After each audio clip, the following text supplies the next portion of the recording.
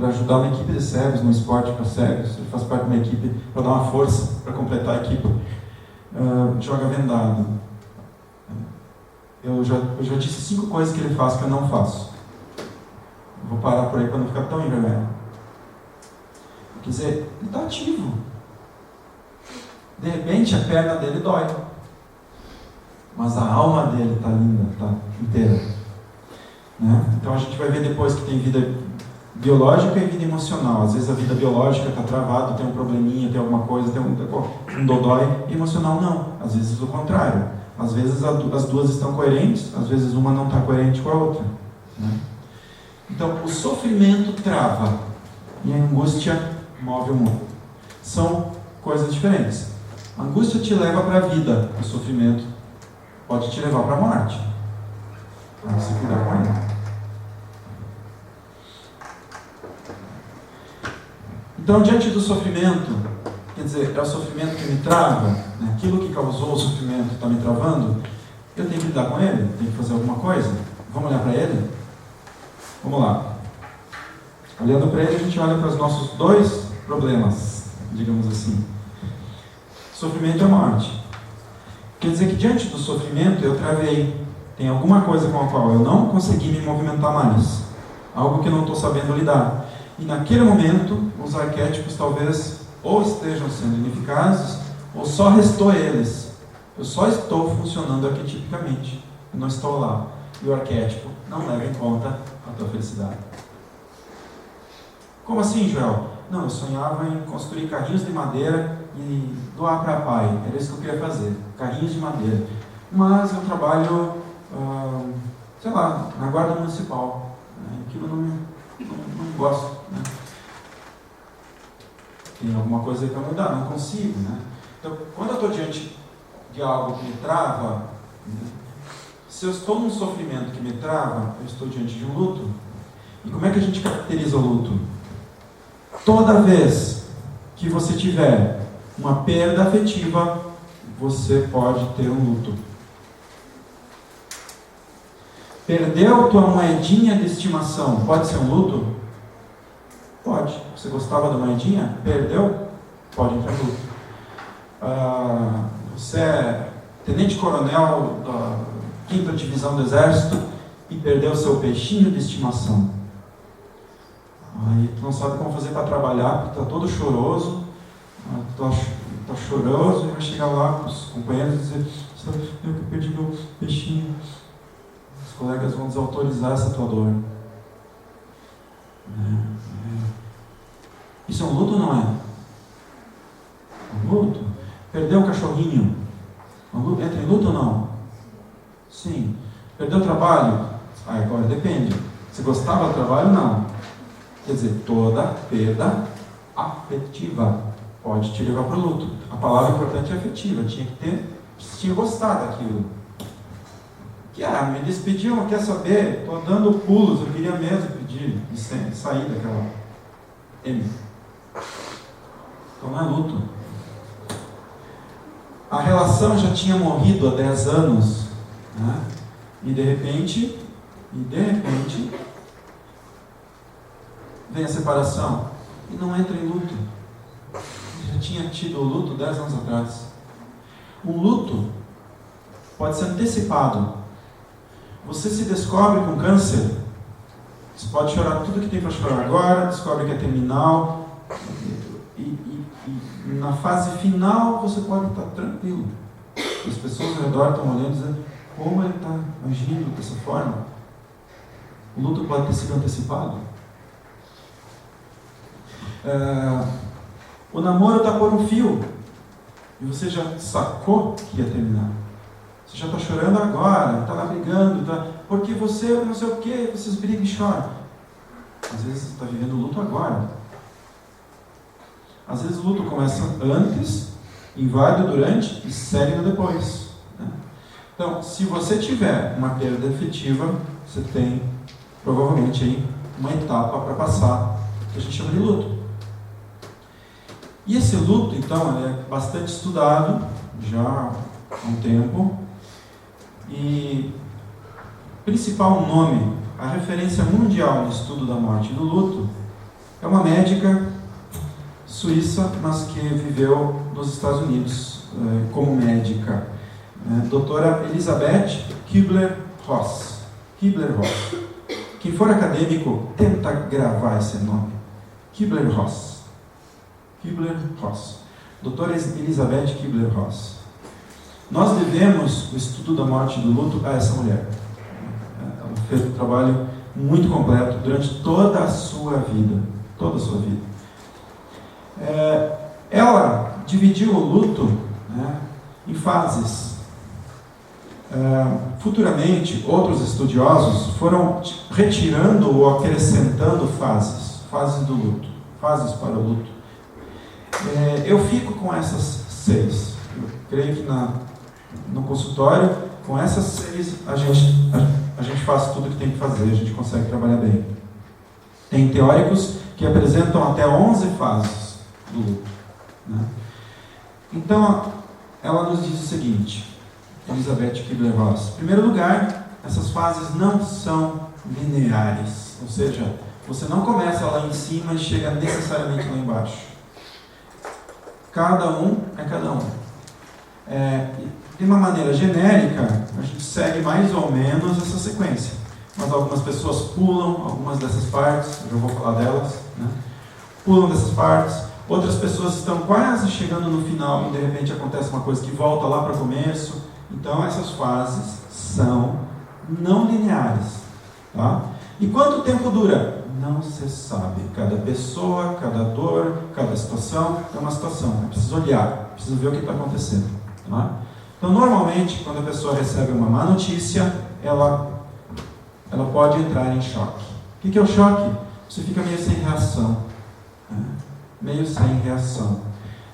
E aí, nessa fase desse choque, é como se você não conseguisse pensar direito, você não sabe direito o que fazer, como fazer. E aí vem a fase, normalmente, a fase seguinte, quase sempre, a negação. A negação do luto. Por um instante, não, isso não está acontecendo, parece que isso não é real.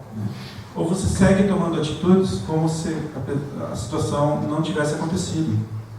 Eu lembro de ter visto na Kiss uma mãe colocando água na boca do filho no caixão. Negação. Eu lembro de mães que o filho morre e a mãe, um mês depois, continua pondo o prato na mesa. Continua ajeitando o quarto, passando a roupa, ainda tinha a roupa que vinha vindo, ainda lava a roupa, dobra, coloca ela lá, como se a pessoa fosse amanhã entrar em casa, hoje à noite chegar para o jantar. Negação. A negação de que aquilo aconteceu. Algo dentro da pessoa está agindo como se não tivesse acontecido ainda. É uma fase. Uma fase que a gente identifica que essa pessoa está passando por um luto. E aí, a fase seguinte pode ser a raiva. Tem pessoas que estão com raiva e a gente identifica essa raiva como uma fase do luto. Uma das fases do luto. A pessoa está extremamente raivosa, às vezes é porque ela está perdendo algo, ou perdeu algo. Ou então, que droga, por que isso foi acontecer comigo? Deus, olha o que você fez comigo. Foi outro que morreu, mas você disse, está acontecendo contigo. Que Deus? O que aconteceu? O que tem aí? Por que essa raiva? O que está acontecendo? Vamos dar uma olhada depois. Outra fase é a barganha. Puxa, eu já fiz tudo o que eu podia fazer, o médico já me disse que se esgotaram absolutamente todas as possibilidades, todas. Eu estou numa fase terminal, e eu vou tentar subir o Himalaia na noite de lua cheia, quando eu tiver a temperatura tal, para tentar colher aquela raiz que só naquela noite, quem sabe, colocando com a asa da borboleta, mais não sei o que, quem sabe vai, que daí... Às vezes, essas atitudes para muito além são a barganha. Eu tento negociar uma cura. Não, mas Deus, olha para mim, eu sou um bom cara, olha tudo que eu já fiz, eu te prometo que se você me livra dessa, quem sabe eu faço. A pessoa pode entrar numa excessiva busca de algo que já se esgotou todas as ferramentas, e ela deixa de viver algo que poderia ser vivido naquele momento, a energia dela poderia ir para uma reconciliação com os familiares, poderia tirar uns dias em que ela se dá qualidade de vida, vai tentar fazer alguma coisa, vai tentar chamar aquele irmão que estava brigado, ela podia dedicar aquele tempo a uma outra fase de vida, encaminhando aquela terminalidade e vivendo até mesmo esse momento. Vamos falar disso também. Em seguida, quando ela se dá conta, que nada do que ela está fazendo adianta, aí ela entra na grande tristeza do luto. Elizabeth Kubler-Ross chamou isso de depressão. Eu não gosto dessa palavra depressão ali no meio do luto, porque a tristeza do luto não é patologia, até o momento em que eu estou falando. Vai existir um luto patológico, depois eu explico. Nesse momento, o luto é uma fase normal de vida. Você está triste porque você está de luto, é compreensível. Se eu pergunto por que você está triste, porque morreu meu irmão, bom, estranho seria você não está triste. Aí sim tinha alguma coisa. Então você estar triste é uma fase perfeitamente normal da tua vida. Os ciclos. É um ciclo de tristeza. Mas espera-se que lentamente você reavalie, se reposicione na vida, você pegue aquela dor e ressignifique ela. Sim, porque todos os nossos mortos permanecem na nossa história. O que a gente precisa fazer é reelaborar o vínculo. Sacou? Reelaborar o vínculo. O que mudou agora foi o vínculo. O vínculo que você teve com essa pessoa continua. Nunca acaba. Mas ele muda. Acabou de mudar, porque ela não está mais aqui. No dia a dia não dá mais para contar. Mudou o vínculo. Mas todos os nossos mortos permanecem na nossa história. Ou alguém esquece do ente querido? Não, ele continua na tua história. Ele só precisa agora, de algum jeito, ser ressignificado na tua vida. Então esse é o trabalho que o luto faz. E aí, essa grande tristeza do luto é aquele caos que eu te falei, que é no meio desse caos que a gente se organiza e recria uma situação, uma nova ética. Então essa perda, a gente tenta buscar um sentido para ela, mesmo quando não tem nenhum sentido, às vezes uma perda desnecessária, sem nenhum sentido. A gente tenta achar algum jeito de fazer aquela perda, criar um sentido novo. Então eu vou lembrar daquela mãe que em Porto Alegre teve um filho atropelado por um alcoolista, e ela fez aquele projeto Vida Urgente, que pinta uma borboleta no asfalto. Vocês já viram essas borboletas em Santa Maria, né? Isso veio se espalhando por várias cidades, quer dizer, virou uma ONG, e agora eu imagino que essa mãe, aquela dor da perda não desaparece, ela não traz o filho de volta, mas ela percebe que esse movimento talvez salve a vida de alguém. Chama atenção para o fato, chama atenção para o alcoolismo de bebida, direção. Quer dizer, essa dor adquiriu um tipo de significado. Estão entendendo? Esse ressignificar a coisa? A dor pode não desaparecer, mas ganhar um sentido novo pode ser algo que ajuda muito e reconstrói uma ética, muda uma ética. Por exemplo, dirigir bebida não envolve uma ética aí, pode mudar essa ética, esse ressignificado da dor. Por último, vem a aceitação. Essa palavra, ela, algumas vezes é fácil entender, outras vezes é muito difícil ou tem até a sensação de impossibilidade. Diz para uma mãe daqui que ela tem que aceitar o que aconteceu. Eu não acho sequer ético eu ousar falar isso, eu ousar cogitar isso. Então, o que seria essa aceitação? Então vamos lá. Cheguei naquele momento que as palavras são complicadas. É o seguinte: imagine-se levando a tua vida e você tem isso aqui de energia para viver. E de repente acontece uma tragédia. Entram na tua casa, te machucam muito, roubam as tuas coisas, e te machucam tanto que você fica, sei lá, tetraplégico. A partir dali, por vários anos, vários tipos de sofrimento, e até o momento que você processa as pessoas que fizeram essa violência contigo. E depois de 8 anos, um dia você vê que você está completamente sem energia. Você vê que faz 8 anos que tua vida está travada. Tua vida está de pernas para o ar. Tua vida está um caos, está desorganizada. E aí, aquilo que aconteceu, né, o teu momento, ele está gastando isso aqui de energia. E o processo que você instaurou está gastando isso aqui de energia. Bom, você não pode mudar o que aconteceu. Essa energia está ali, aplicada, gasta. E você está se sentindo sem energia. Não pode mudar o que aconteceu. Mas de repente você olha e diz, puxa, eu preciso ir adiante na minha vida. O que eu posso fazer? E você vê que a energia de ter instaurado o processo, aquele processo te consumindo, aquele processo que não sai do lugar, aquela coisa que vai indo, isso tudo é metafórico, tudo é simbólico, gente. Tá? Esse processo também está consumindo energia. De repente, um dia, você resolve ir lá e retirar o processo. Você resolve deixar para uma outra instância julgar o que aconteceu, não mais você. Você não trabalha mais com a ideia de perdão. Você desiste de trabalhar com a ideia de perdão. Por quê? Porque eu considero uma revitimização você chegar para certas pessoas enlutadas e dizer, olha, você precisa perdoar.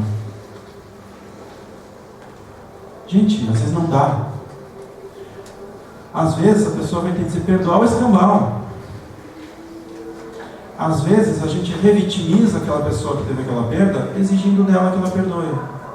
Ela tem que lidar agora com mais uma dor. Aquilo que eu falei, energia aqui, energia aqui. E agora ela está se sentindo, além de tudo, culpada, porque o discurso do perdão está revitimizando. Então às vezes eu entro e digo, vamos esquecer esse negócio de perdoar? Vamos só não se concentrar nisso? Vamos pensar em não julgar? Também é muito difícil, mas não julgar é um pouco mais fácil do que perdoar. É ir lá e retirar o processo. E agora que vem um detalhe importante. Quando eu digo retirar o processo, eu não estou dizendo para você mudar a tua opinião sobre vamos chamar de ladrão? Sobre o ladrão. Eu não estou dizendo que agora você está dizendo, quando eu retiro o processo, que você mudou de opinião, que tudo bem, tudo que aconteceu. Não, continua a tua opinião sobre tudo aquilo, continua exatamente igual. Mas você gastava a tua energia, estava queimando energia naquele processo, naquela situação. Então a gente pega essa energia, ganha ela de volta, investe ela na libido e vai viver de novo, de um jeito. Com todas as dores daquela situação pendente. Mas ganhou energia, ganhou um pouquinho de vitalidade. Ganhou alegria, lembra que eu separei depressão, vitalidade, felicidade, contentamento? Já tem uma vida feliz? Já? Não. Mas recuperou vitalidade. Com essa vitalidade vai poder reconstruir alguma coisa e talvez essa reconstrução dê momentos de contentamento. Por quê? Se você não fizer nada na tua vida, eu tenho certeza que vai sofrer. Para você ter momentos de contentamento e felicidade, você vai ter que fazer alguma coisa. Ou felicidade e contentamento fazia parte das 3 certezas da vida? Não, né? Eram 2. Eu tenho certeza que você vai sofrer e morrer. Se você não fizer nada para o teu contentamento, para a tua felicidade, eu sei que você vai sofrer. Para sair desse estado, você vai ter que fazer alguma coisa. Mas, Joel, eu estou sem força. Então, onde é que travou a tua força? Vamos tirar a força que está aplicada em julgar o que aconteceu. Geralmente é julgar a si mesmo. Por que eu fiz isso? Por que eu não estava lá? E não, às vezes, por que eu comi aquela comida e eu fiquei assim depois? Eu acho uma coisa para apontar a culpa.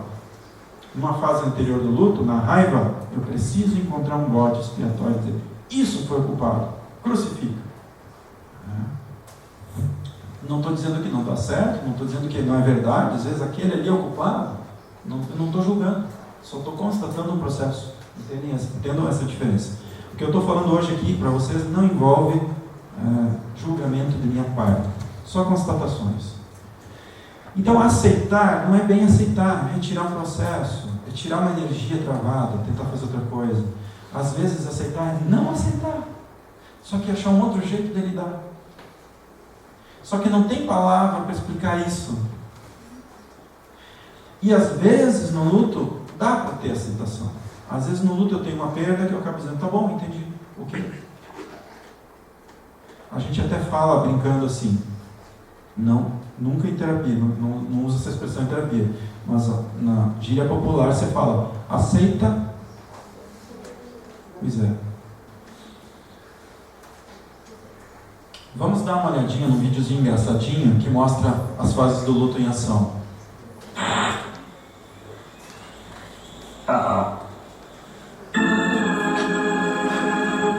It's no big deal. It's probably not even quicksand. I'm gonna have a good laugh about this tonight with the guys.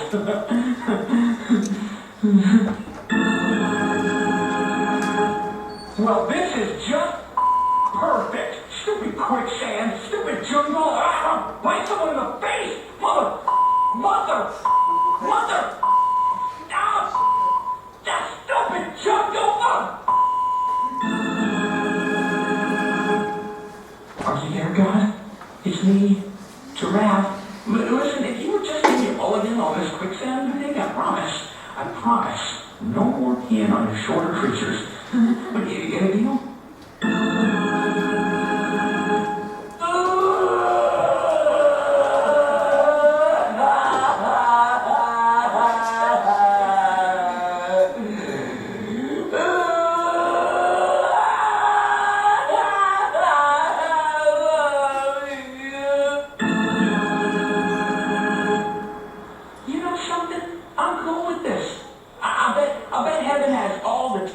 I can eat, and everyone gets their own Slurpee machine. Yeah, take me, sweet death. I await your loving embrace. What? I think I hit the bottom.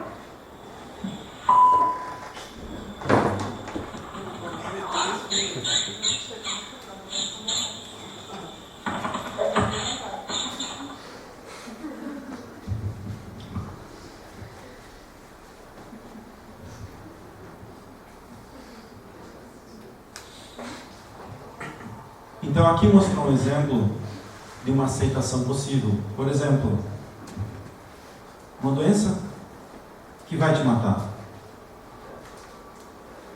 Tem um momento em que essa pessoa pode fazer tal trabalho interno que ela consegue aceitar a situação. Isso é possível. Tem um momento que a medicina diz, nós não podemos mais fazer nada contra a tua vida biológica. A pergunta é, não tem mais nada para fazer? A psicologia tem? No instante que eu não posso mais salvar um corpo, eu posso salvar uma história? Eu posso dar todo um significado novo para aquela história. Eu posso colocar a cerejinha no bolo. Eu posso fazer aquele momento final do filme. Aqueles 3 minutinhos que todo filme dá sentido. Eu posso ajudar a pessoa a dar todo o sentido de vida naquele momento por diante. Isso faz toda a diferença. Toda a diferença. Toda a diferença. E aí a pessoa fica bem. A pessoa pode ficar bem. Aí sim, cai bem a palavra aceitação. Foi nesse sentido que Elizabeth Kubler-Ross pensou na palavra aceitação para explicar esse momento, né? Então, já disse para vocês que quando a gente ouve luto, a gente imagina algo relativo à morte, né? Mas não necessariamente, né? Existem vários tipos de luto. Além de existir vários tipos de luto, existem lutos autorizados e desautorizados. A gente lida bastante com lutos desautorizados. Por exemplo, imagine um prédio, um condomínio, um prédio, que a amante mora na porta do lado e ele morre. E ela não pode chorar pela morte. Não pode, tem que fazer de conta que o vizinho morreu, pois é. Tem que engolir. Um luto um luto desautorizado, não pode ser vivenciado. Tem vários tipos de luto que não se autoriza a viver. Além disso, tem o luto coletivo e o luto individual. Santa Maria sabe bem o que é isso, né? A gente passou, cada um de nós teve o seu luto na Kids. E nós também tivemos um luto coletivo. E esses dois lutos não andam em tempos iguais. Porque o luto individual, conforme a nossa ligação com o que aconteceu, cada um de nós, o seu luto tem um tempo. Alguns estão ainda no meio do processo. Infelizmente, depois de um certo tempo, a gente considera patológico. Aí já vira como se fosse uma doença, digamos, vai ter consequências biológicas, vai trazer uma série de consequências que eu vou mostrar depois. Agora, esse tempo, ele não é estipulado matemática ou cronologicamente. Não diz na teoria assim, espere 3 meses, depois de 3 meses e um dia, luto patológico. Eu preciso ver a pessoa, preciso conversar, ver se ela está comendo, ver se ela está dormindo, ver se ela tem reminiscências, ver se ela está com sintomas de estresse pós-traumático, estresse agudo, síndrome do... ver o que está acontecendo, o que está acontecendo na vida dela para definir se é patológico ou está um processo normal, está se encaminhando com uma resolução normal, digamos, uma aceitação, né? Então, nós já estamos de luto há 2 anos, né? Indo para o tempo, né? Quer dizer, já está patológico. E eu vou dizer, nós vamos ver o centenário disso. Isso vai durar um século.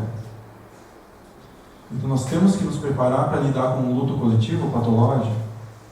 Por quê? Porque a sensação de impunidade, né, travou na raiva. E não pode ir adiante. Está preso na raiva. Então agora, quando o luto trava no lugar, né, vem o sofrimento que não muda, né? Então é preciso muita compreensão, muito carinho, muito afeto, muito colo, muito alinhamento, tudo que nós tivermos de mais humano para dar um para o outro, né?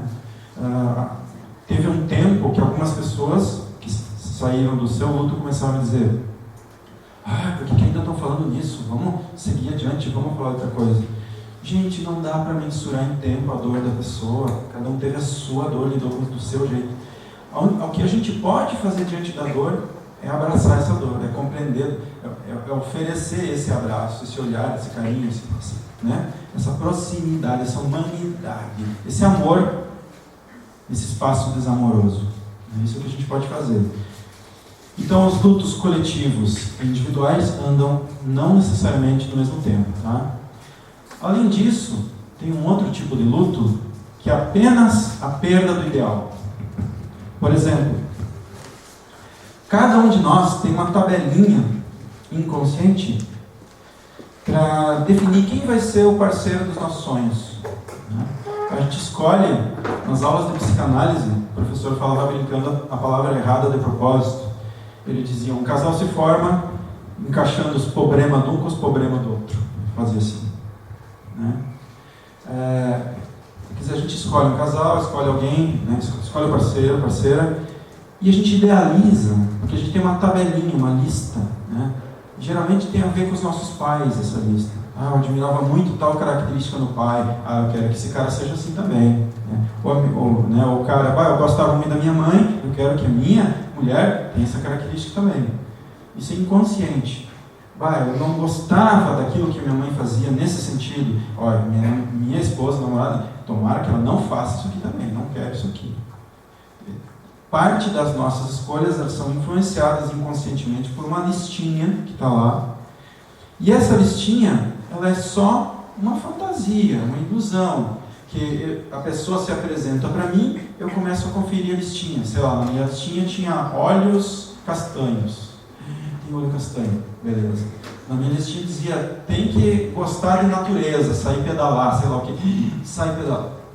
Quando eu faço o terceiro certinho na minha listinha, eu atiro para cima a listinha, vai a pessoa ideal, eu não confiro até o fim.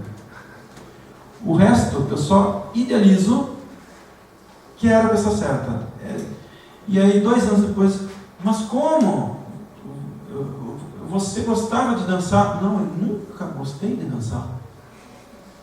Estava na minha lista, mas não tinha conferido. Eu tinha idealizado, supus que aquela pessoa que eu conferi a meia dúzia de coisas, as 30 coisas era essa pessoa. Mas a 30ª era gostar de dança, eu não tinha conferido. E agora vem a pessoa no real e diz, eu nunca gostei de dançar. E você que está inventando, não, cara, você uma vez me disse, não, cara, e começa. Cai, quebra algo, eu venho para a realidade, caiu a personalidade que eu tinha suposto que era, eu tinha imaginado, e quando cai essa personalidade, cai esse ideal de alguém que eu tinha. Às vezes eu entro em luto, não porque alguém morreu, mas porque eu perdi o ideal daquela pessoa. Aquela pessoa, de repente, deixa de ser o parceiro ideal. Deixa de ser o parceiro ideal. Esse era o parceiro que sempre teve ali, provavelmente. Ou então, no começo, ele criou uma persona e só mostrou o melhor para ti. Aí depois que já conquistou, ele mostra quem realmente é, digamos. De novo, perdeu o ideal de alguém.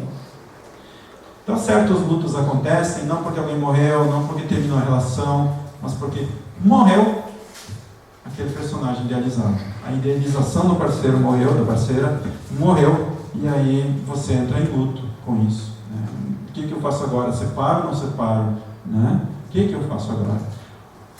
A gente vê muito isso quando surgem transtornos mentais que aparecem no decorrer da vida. Tem alguns transtornos, por exemplo, que aparecem aos 25, né? E a pessoa casou aos 20, 22, e aquilo estava latente, estava compensado, como a gente chama, mas de repente descompensa, de repente começam a surgir os sintomas, a pessoa muda completamente, parece. Perde o ideal de alguém. Então, além de enfrentar a situação, além de tudo, a gente tem um luto pela perda do ideal.